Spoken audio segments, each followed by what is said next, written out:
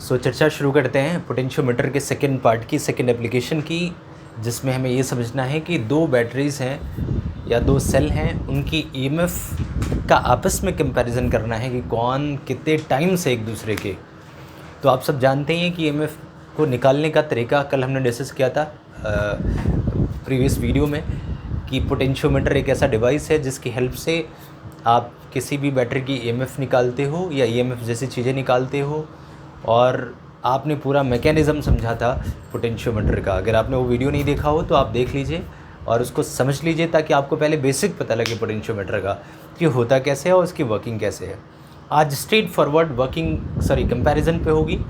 ये प्रैक्टिकल के हिसाब से बहुत इंपॉर्टेंट है, क्योंकि पोटेंशियोमीटर के दो प्रैक्टिकल्स में से एक ये प्रैक्टिकल है जो कि बहुत ज़्यादा इंपॉर्टेंट है। तो आपको प्रैक्टिकल के लिए भी समझना है कि इसके सर्किट डेवलपमेंट कैसे करेंगे, और थ्योरेटिकल के लिए तो समझना ही है। अब मैंने आपके सामने एक पोटेंशियोमीटर बना दिया है। हालांकि ये रफ़ डायग्राम है, एक्चुअल में पोटेंशियोमीटर अलग होता है। उसमें ये जो 8 से 10 मीटर की वायर ली है, एक बड़ी सी वुडन कार्डबोर्ड के ऊपर 10 वायर्स होती हैं और उसके प्लस और माइनस ऊपर नीचे ऐसे बना होता है।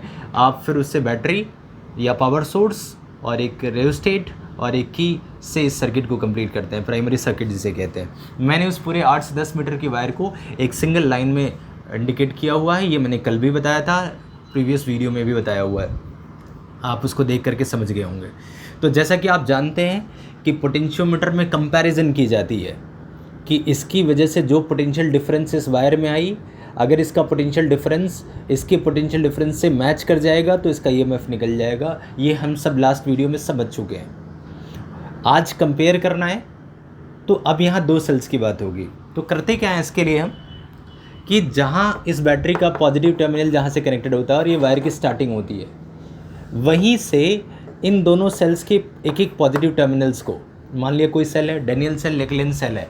लैब में जब हम ये करते हैं तो डेनियल और लेक्लेंज दोनों के पॉजिटिव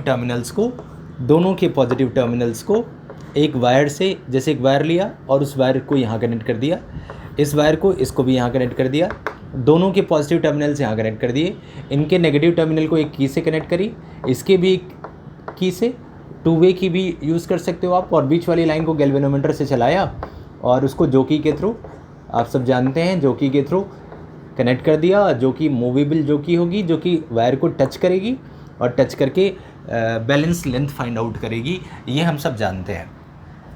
अब कंपैरिजन में हम क्या देखते हैं, पहले तो आप करते क्या हो, पहले आप इसको ऑफ रखते हो और इसको ऑन करते हो।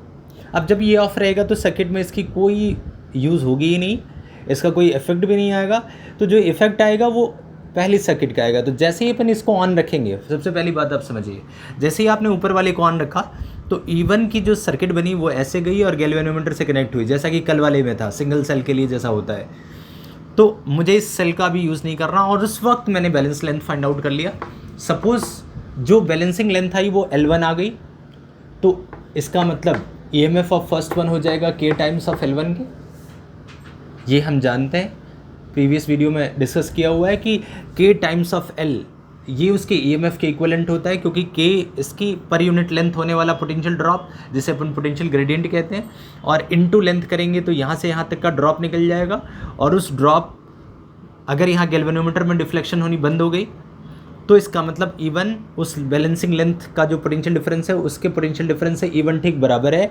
बराबर होते ही ना करंट इधर से जाएगी ना इधर से, क्योंकि इसका प्लस इधर, इसका भी प्लस इधर, इधर का प्लस और इधर का प्लस एक दूसरे को कैंसिल आउट कर देंगे।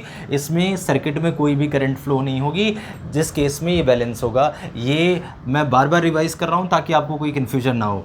तो मान लिया कि गैल्वेनोमीटर की जो रीडिंग आई, इसको ऑन करने के बाद वो L1 लेंथ में 0 हो गई। इसका मतलब बैलेंसिंग लेंथ L1 है, और उसको K से मल्टीप्लाई करेंगे तो potential difference of the wire निकल जाएगा, और वो पोटेंशियल डिफरेंस इस बैटरी के पोटेंशियल डिफरेंस के बराबर होगा। अब क्या करना है आपको सेकंड स्टेप में इसको ऑफ कर देना है और इसको ऑन करना है, सेकंड वाले पार्ट को।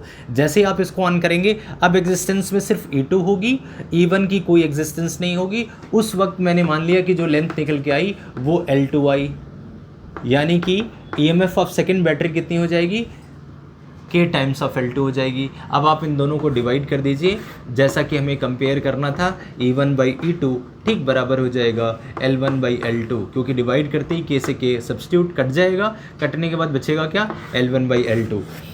यानी कि अगर आपको दो ईएमएफ का कंपैरिजन करना है तो आप उनकी बैलेंसिंग लेंथ का रेशियो देख लीजिए, जो बैलेंसिंग लेंथ का रेशियो होगा वही उनकी ईएमएफ का रेशियो हो जाएगा। बड़ी ही आसानी से पोटेंशियोमीटर की हेल्प से आप इसको फाइंड आउट कर सकते हैं। तो ये था इसका सेकेंड पार्ट, जिसमें अपने को क्या करना था, दो सेल्स का कंपैरिजन निकालना था, जिसको हमने लेंथ L1 और L2 निकाल दी। फिर से एक बार बता देता हूँ, एक बार इसको ऑफ रखना है, इसको ऑन रखना है।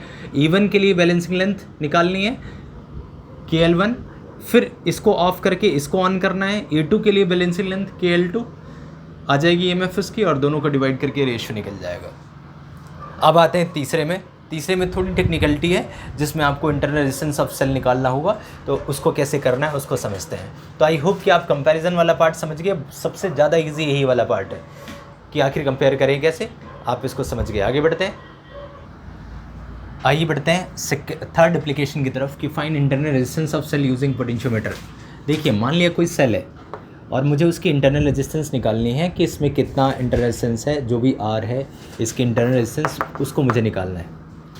अब पोटेंशियोमीटर का कन्फिग्रेशन सेम है, यहाँ बैटरी लगा रखी है, यहाँ मैंने एक रियोस्टेट लगा रखा है और ये की लगा रखी है, और यहाँ 8 to 10 metre wire potentiometer as it is है। प्राइमरी सर्किट पहले से ही बनाना है, उसमें कोई छेड़छाड़ करनी नहीं है। सेकेंडरी सर्किट में आ जाते हैं। सेकेंडरी सर्किट में मैंने ऐसा ही एज इट इज़ जोड़ा हुआ है EMF। अब मुझे करना क्या, उसके पैरेलल में एक रेजिस्टेंस बॉक्स ऐड कर देनी है, जिससे कि मैं एक अमाउंट ऑफ कुछ रेजिस्टेंस को यहाँ इंट्रोड्यूस कर सकूँ। जैसे मुझे 10 वोल्ट चाहिए, 20 वोल्ट चाहिए, तो मैंने यहाँ जो भी मुझे चाहिए उसके अकॉर्डिंग मैंने यहाँ एक रेजिस्टेंस बॉक्स रख दिया और यहाँ एक की लगा दी। अब सबसे पहले मैं इस की को ऑफ रखूँगा, और इस की को ऑफ रखने के साथ मैं एक बैलेंसिंग लेंथ फाइंड आउट करूँगा। अब सोचिए, अगर ये की ऑफ है तो इसका मतलब ये इसका कोई रोल प्ले नहीं है, सिर्फ E का है। E के थ्रू एक बैलेंसिंग लेंथ आ जाएगी। मान लिया मैं L1 आ गया, लेट बैलेंसिंग लेंथ, अगर balancing length for sale is L1 ये आ गया, तो आप सिंपल सा कह सकते हैं कि आप E को लिखेंगे equals to K times of L1, यानी E इक्वलेंट हो जाएगा किस चीज़ के, K टाइम्स ऑफ L1 के इक्वलेंट हो जाएगा। अगर हम सिर्फ EMF ऑफ सेल की बात करें कि किस चीज़ के बराबर होगी, तो K टाइम्स ऑफ L1 की बात होगी। ये स्टेटमेंट से आपको एक क्लियरिटी मिल गई। अब ज़रा दूसरी बात आप देखिए, अब आपने क्या करना है, इसको ऑन कर देना है। जब आप ऑन करेंगे तब फिर एक बैलेंसिंग लेंथ आएगी, लेकिन अब डिफरेंट आएगी। क्यों? क्योंकि इस E का कुछ एनर्जी यहाँ भी होगी, पैरेलल में एक रजिस्टर आ चुका है, उसकी कुछ न कुछ रेजिस्टेंस है, तो इन दोनों की वजह से पहले सिर्फ EMF E था, लेकिन अब इसकी वजह से आ जाने से अब ये EMF नहीं रह गया, अब ये टर्मिनल पोटेंशियल डिफरेंस हो गया, यानी अब V आ गया। इसे हम कह सकते हैं कि अब इस और इसके क्रॉस जो V होगी, पोटेंशियल डिफरेंस जितना भी होगा, इंटरनल रेजिस्टेंस और इसका मेकओवर करने के बाद इन टर्मिनल्स का जितना आएगा उसके हिसाब से इसकी लेंथ आएगी।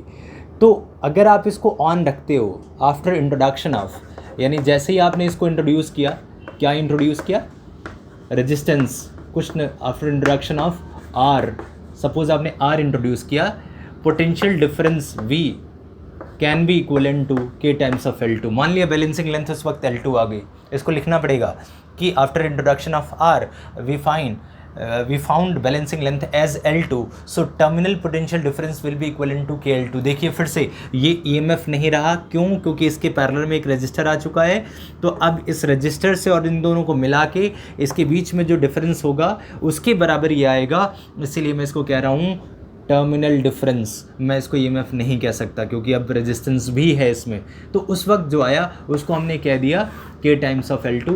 ये हो गई इक्वेशन नंबर 2, और इन दोनों इक्वेशंस को यूज़ करके आप लिख सकते हैं कि E upon V will be equal to, K से K कट जाएगा, अगर दोनों को डिवाइड करूँ, L1 अपॉन L2। यानी कि स्टेटमेंट तो ये लास्ट स्टेटमेंट जैसा ही है कि E बाई V का स्टेटमेंट L1 अपॉन L2 आ जाएगा, सेम वैसा ही है, लेकिन चूंकि हमें इसकी इंटरनल रेजिस्टेंस निकालनी है तो हमें उस पर भी विचार करना है। तो अब जब आप ये समझ गए कि E बाई वी, मैं इसको डिलीट करता हूँ और फिर आपको समझाता हूँ। आई होप कि आपने इन दोनों को समझ लिया। और ये स्टेटमेंट हमने नोट कर ही लिया। तो मैं इसको डिलीट करके फिर इंटरनल रेजिस्टेंस वाला टर्म आपको समझाता हूँ। सो अब आपको ध्यान से एक बात सोचनी है।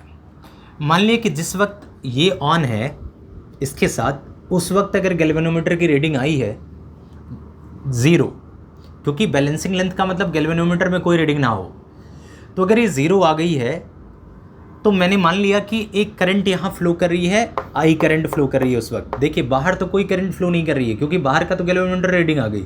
इस टर्मिनल डिफरेंस के बराबर ये हो गया, इसका मतलब इस सर्किट में कोई भी करंट फ्लो नहीं कर रहा है। इसको आपको नोट करना है, इस सर्किट में कोई भी करंट फ्लो नहीं कर रहा है और यहाँ एक पोटेंशियल डिफरेंस डेवलप हुई है। इसका मतलब जो भी गड़बड़ हो रहा है, जो भी फ्लो हो रही है, गड़बड़ नहीं कह सकते इसको, जो भी फ्लो हो रही है वो इसके अंदर हो रही है। मान लिया कि मैं इसमें आई करंट का फ्लो देख रहा हूँ, या आप देख रहे हैं कि इसमें आई करंट फ्लो कर रही है, उसकी वजह से यहाँ टर्मिनल डिफरेंस वी डेवलप हुई है। तो इसके बारे में अगर आपसे चर्चा की जाए कि आप बताइए कि अगर इसमें से करंट आई फ्लो हो रही है पूरी सर्किट में, तो पोटेंशियल डिफरेंस किस चीज़ के इक्वल हो जाएगी? तो आप यही कहेंगे ओम्स लॉ लगा के आई इंटू आर के। मान ली यहाँ से रेजिस्टेंस बॉक्स में से मैंने आर ले लिया, तो अगर मैंने आर लिया तो इस आई से इन दोनों टर्मिनल्स के बीच में जो डिफरेंस होगा, आई इसमें आर है तो आई इंटू आर कर दूंगा, तो मैं इन दोनों टर्मिनल्स का डिफरेंस मुझे मिल जाएगा। इसी सिचुएशन में अगर मैं आपसे पूछूं कि ईएमएफ किस चीज़ के इक्वल होगा, तो ईएमएफ में आप जानते हैं terminal difference plus difference due to internal resistance, इन दोनों का सम होता है। टोटल टर्मिनल, बाहर कोई करंट नहीं जा रहा है, इसको याद रखिए, सिर्फ जो होगा अंदर ही होगा। तो जो ईएमएफ होती है वो टर्मिनल डिफरेंस यानी V plus V due to internal resistance, यानी कि आप इसको ऐसे लिख सकते हैं E इज इक्वल्स टू, मान लिया I करंट फ्लो कर रहा है तो I into R plus I into small r. Small r को मैंने इसकी मान लिया कि इंटरनल रेजिस्टेंस है, जो मैंने पहले ही मान रखा है। तो अगर स्मॉल आर इंटरनल रेजिस्टेंस, यानी कि इसको आप लिख सकते हैं E is equals to I common ले लीजिए R प्लस आर। ये फार्मूला भी आप पहले से पढ़ चुके हैं, लेकिन फिर भी मैंने ये बताया कि जिस वक्त ये बैलेंसिंग लेंथ आ चुकी है, यहाँ कोई करंट फ्लो नहीं कर रहा है, लेकिन यहाँ तो ये स्विच ऑन है, बैटरी भी ऑन है, तो यहाँ एक करंट फ्लो कर रहा होगा इस सर्किट में I, तो जो पोटेंशियल डिफरेंस हो जाएगा वो I इंटू आर के, जो EMF हो जाएगी वो I R प्लस आर के। अब आपको इन दोनों फार्मूलाज को यूज़ करना है, क्योंकि E by V is equal to L1 by L2 है, तो इसका मतलब E बाई वी यानी कि E by V is equal to ये भी लिखा जा सकता है L1 बाई L2, और साथ में L1 बाई L2 इक्विवेलेंट हो जाएगा इसके। देखिए E की वैल्यू क्या है, I R plus r upon I capital R, तो I से I कैंसिल आउट हुआ। अब आप यहाँ समझे कि इसका मतलब एक इम्पोर्टेंट रिलेशन हमारे लिए समझ आई, R plus r, R plus small r divide by capital R is equals to L1 by L2। ये एक इम्पोर्टेंट रिलेशन है जो कि हमारे को समझना है। इसको अगर मैं सिंप्लीफाई करूँ तो लिखा जा सकता है इसको, जैसे मैंने इसको थोड़ा सा एक्सपेंड कर दिया, तो यह आ जाएगा R by R plus small r by capital R. R by R आ जाएगा 1 plus small r by capital R is equals to L1 by L2। इस 1 को अगर राइट साइड ले जाएं तो R by capital R equivalent हो जाएगा L1 अपॉन L2 माइनस 1। ये एक फार्मूला आ गया, इसको थोड़ा ध्यान से देख लीजिए। अब कैपिटल R इधर आ जाएगा और कैपिटल R हमें पहले से ही पता होगी क्योंकि रेजिस्टेंस बॉक्स का है, यहाँ हम रख देंगे उसको। L1 L2 हमने बैलेंसिंग लेंथ दोनों की निकाल लिया, इंटरनल रेजिस्टेंस हमें मिल गया। तो आप इस स्टेप को एक बार फिर से देख लें कि जब इसको हमने ऑफ़ किया था E1 की बैलेंसिंग लेंथ निकाली थी KL1, फिर इसको ऑन किया तो जो टर्मिनल डिफरेंस आई थी KL2, दोनों को डिवाइड किया तो E by we KL1 upon L2 के इक्विवेलेंट आ गया। जब ये 0 है इसका मतलब कोई भी करंट यहाँ से पास नहीं कर रही है, उस वक्त टर्मिनल डिफरेंस हो जाएगा I इंटू आर के इक्विवेलेंट और इसका EMF I R plus r के इक्विवेलेंट, और फिर इन दोनों को डिवाइड करके E by V R plus r divided by r के इक्विवेलेंट हुआ, और ये बराबर हो जाएगा L1 बाई L2 के। फाइनली ये फार्मूला आया। तो आई होप कि आप समझ गए। अब मैं ज़रा इसको डिलीट करता हूँ और फाइनली दिखाता हूँ कि हमें क्या मिला इसको करने से। सो फाइनली आपने देखा कि small r by capital R L1 minus L2 upon r minus 1, और उसको सिंप्लीफाई करने के बाद स्मॉल आर की वैल्यू आई, आर को मैंने इधर भेजा R L1 minus L2 upon L2। Are भी आपको पता है क्योंकि आपने रेजिस्टेंस बॉक्स से खुद ही पिक किया है, 2 वोल्ट 4 वोल्ट 6 वोल्ट जितना भी आपने पिक किया हुआ है यहाँ से वो आपको पहले ही पता होगा। बैलेंसिंग लेंथ आप एक्सपेरिमेंट करके देख लेंगे और बड़े ही आराम से किसी का भी इंटरनल रेजिस्टेंस बता देंगे। तो आपने देखा कितना आसान था ये और कितने ईजिली हो गया। तो आई होप कि आपको इंटरनल रेजिस्टेंस कैसे निकालने हैं, मैंने जैसा कहा है प्रैक्टिकल के लिए भी ये बहुत इंपॉर्टेंट है, थ्योरी के लिए तो है ही। तो इन दोनों को करना होगा, आपको ये परफॉर्म करना होगा। तो आई होप कि आपको ये दोनों कंपैरिजन्स अच्छे से समझ आए होंगे। अब एक अगला टॉपिक है सेंसिटिविटी ऑफ पोटेंशियोमीटर, जिसको मैं नेक्स्ट वीडियो में डिस्कस करूँगा आप सबके साथ। तो आई होप कि आपने इसको एंजॉय किया होगा अच्छे तरीके से।